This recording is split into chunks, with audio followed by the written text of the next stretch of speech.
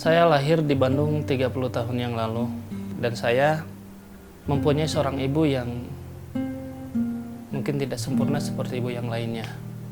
Tapi maaf ya, bukannya ini Pak Maman memang kekurangannya itu nggak bisa bicara itu ibunya Pak Maman.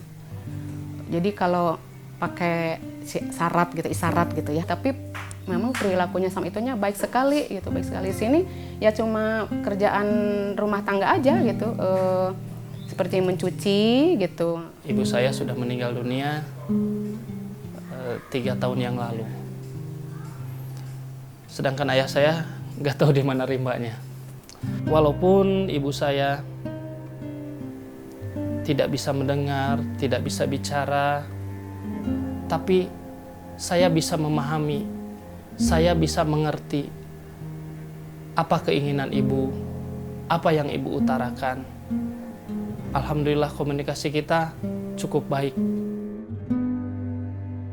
Terima kasih ibu. Terima kasih banyak. Aman minta maaf, belum sempat membahagiakan ibu, belum sempat berbuat baik, belum bisa membalas jasa ibu.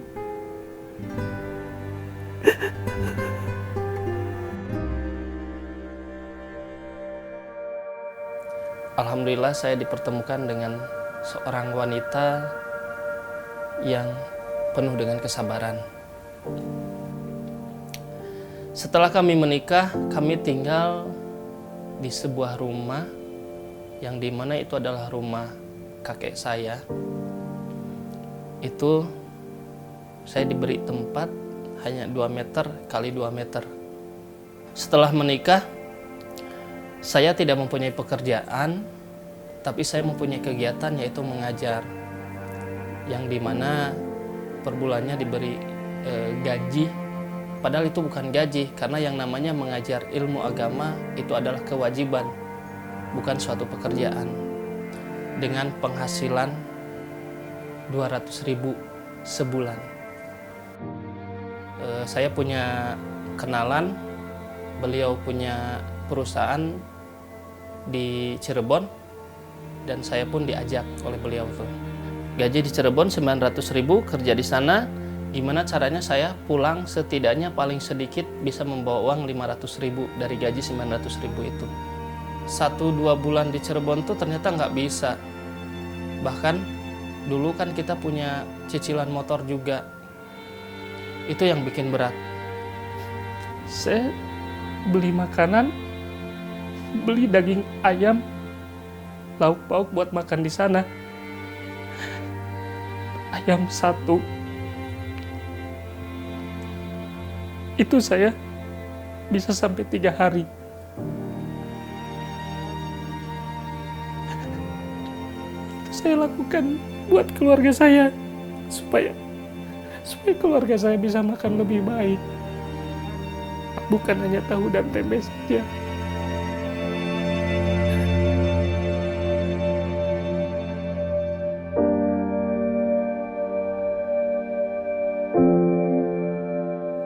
Mau pulang saya malu tuh, bawa hanya 300.000. Paling pun kalau pulang bawa 300.000 ke rumah, ke Bandung, paling itu hanya untuk kontrakan. Ya mau tidak mau, karena saya juga kangen sama anak pertama saya yang masih kecil waktu itu. Ya saya pulang. Saya ngasih ke istri, semua 300.000 itu saya kasihkan kepada istri saya. Istri saya pun langsung dibayarkan untuk kontrakan. Saya tahu istri saya tidak pegang uang sepeser pun. Dan mungkin istri saya juga tahu kalau saya tidak punya uang sepeser pun. Itu uang terakhir gaji saya. Yang bikin saya sedih, walaupun kehidupan saya sekarang udah mulai membaik, tapi sakitnya masih kerasa gitu. Saat saya mau berangkat, tiba-tiba istri saya manggil. Ya, mau berangkat sekarang? Lalu saya jawab, iya, sebentar ya, titip Dede dulu sebentar. Emang mau kemana? Nggak kemana-mana, titip aja dulu sebentar. Ya saya gendong dulu si Dede tuh. Anak saya yang pertama tuh saya gendong. Saya lihat istri saya menyusuri selokan. Ini istri saya ngapain gitu. Saya lihat dari kejauhan. Istri saya tuh ke pinggir selokan memetik bayam liar. Saya sedih. Saya merasa gagal jadi suami. Tapi istri saya tak pernah menampakkan kesedihannya. Pas dia pulang, saya tanya, itu buat apa Bunda? Ini buat makan hari ini ya.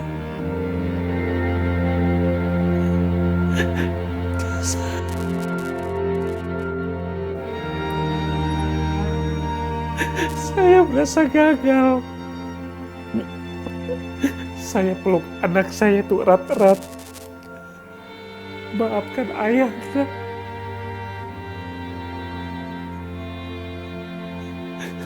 Saya belai istri saya. Kalau kamu sudah tidak sanggup dengan saya, kamu ngomong. Kamu boleh tinggalkan saya. Tapi istri saya malah peluk saya. Apapun yang terjadi, saya nggak bakal ninggalin ayah.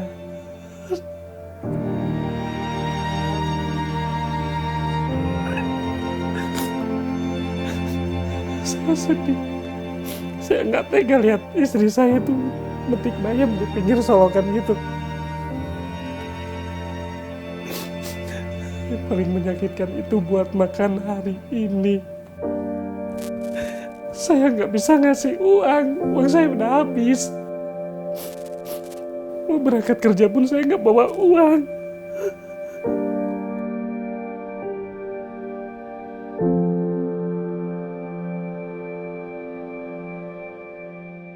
Akhirnya saya memutuskan untuk keluar. Alhamdulillah tidak sempat menganggur lama, hanya beberapa hari. Alhamdulillah ada yang menawarkan pekerjaan menjadi seorang OB atau cleaning service di sebuah sekolah dasar. Selama itu halal dan tidak bertentangan dengan agama saya, itu adalah pekerjaan yang baik. Apalagi tujuannya untuk keluarga. Mungkin kurang lebih 6 bulan dengan kami selama 1 semester, dia itu menikmati pekerjaannya dengan penuh enjoy. Sangat-sangat enjoy. Sehingga warga sekolah semuanya senang terhadap beliau.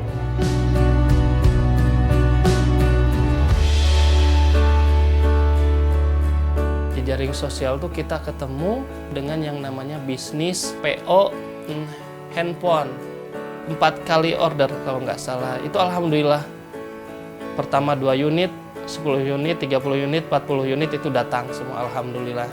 Akhirnya banyak yang ikutan invest ke kita di POHP itu. Alhamdulillah totalnya hampir nyampe 500 jutaan. Udah mau nyampe 3 bulan kok belum ada kabar lagi. Begitu ditanya, tahu-tahu orangnya itu sudah tertangkap, udah ada di dalam penjara. Serentak saat itu para investor pun kecewa karena mereka berprinsip transaksinya itu dengan saya. Jadi akhirnya tetap mereka minta uang kembali, yang dimana per bulannya itu saya harus bisa menyediakan uang 6 juta per bulannya. Saat pertama kali dikasih musibah itu, semua teman-teman yang saya kenal di handphone, saya hapus semua nomor-nomornya itu. Tujuan saya adalah agar saya tidak bergantung kepada orang. saya benar-benar murni hanya bergantung kepada Allah. Mungkin apa yang dinamakan dengan ikhlas baru kali itu saya rasakan.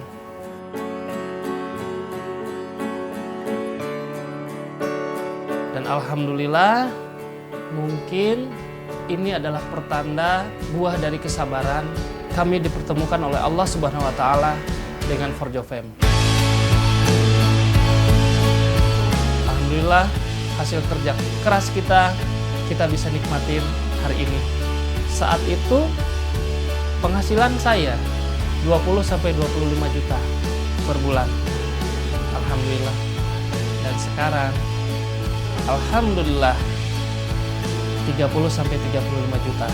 Saya dapat agia kurang dari 2 bulan. 3 bulan saya mendapatkan 3 agia. Saya merasa sangat surprise dengan kedatangan Pak Maman ke sini, dengan adanya kesuksesan yang sangat luar biasa.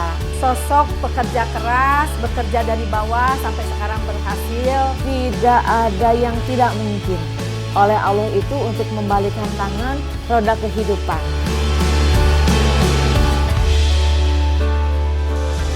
Saya sebenarnya tidak percaya dengan yang namanya multi level. Kalaupun itu benar ada yang sukses, mungkin dia dasarnya memang sudah orang kaya gitu, sudah jadi orang kaya dasarnya. Dan saya berpikir siapa yang posisi di atas multi level itu, dia yang enak. Saat itu Bapak Taufik kenalan di BBM saya yang saya kenal hanya lewat online. Beliau kirim BBM kepada saya. Saya hampir saja menelpon BBM beliau karena terlalu sering beliau mengajak bisnis ini, bisnis itu. Sementara saya sudah bertekad, berkomitmen, fokus di satu bisnis. Namun pada saat itu saya melihat bisnis saya yang lama itu tidak bisa bertahan lama. Karena sistemnya yang mungkin hanya bisa dinikmati oleh orang-orang yang awal. Cashback bisa 1,5 juta dari mana? Saya pelajari itu. Baru saya paham. Ini perusahaan insya Allah akan bertahan lama. Apalagi semua karyawannya adalah anak-anak bangsa, anak Indonesia. Saya bangga atas nama pribadi sendiri, saya sangat bangga sekali. Saya berdoa mudah-mudahan perusahaan multi level ini semakin membumi, bertaraf internasional. Pak Maman semakin maju, karyawan-karyawannya juga semakin maju, dan anak bangsa sukses. Indonesia mendunia. Saya sangat bersyukur kepada Allah dipertemukan dengan tim yang hebat, dipertemukan dengan orang-orang yang hebat. Saya bukan siapa-siapa. Saya berasal dari orang yang bukan siapa-siapa, dari lingkungan yang bukan siapa-siapa. Tapi sekarang saya bisa menikmati apa yang kebanyakan orang lain nikmati. Terima kasih Forjo Fem. Terima kasih timku. Tetap semangat, tetap optimis, fokus, semua bisa.